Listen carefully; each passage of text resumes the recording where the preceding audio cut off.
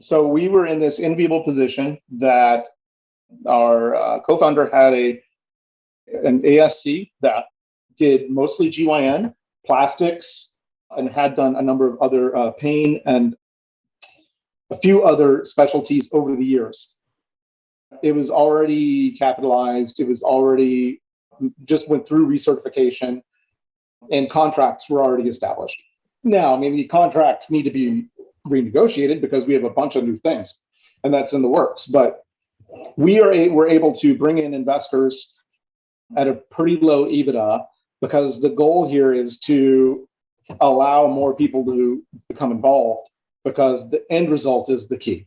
So you don't want like a high barrier to entry if you don't need it, and to immediately start work. You get credentialed. There wasn't a ton more capital in the OR needed, and immediately start generating revenue.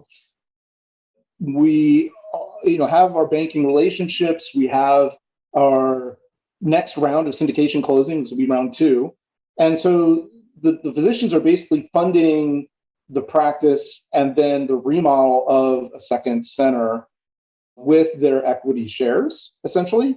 So this was tailored just to our specific instance. Would it work like copy and paste around the country? It'll be very different. I mean, I think if you said, let's do this from a de novo pad out in the middle of, a suburb, and you were going to put 5 million into an ASC, you're going to have a lot of different capital needs, right?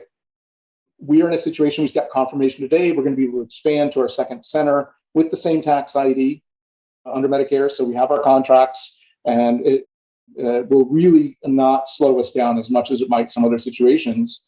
So it's kind of an expansion, not a de novo situation. But we did go through a very lengthy process on articles of incorporation and the operating agreement to set up this particular version, I guess, of how you would model it.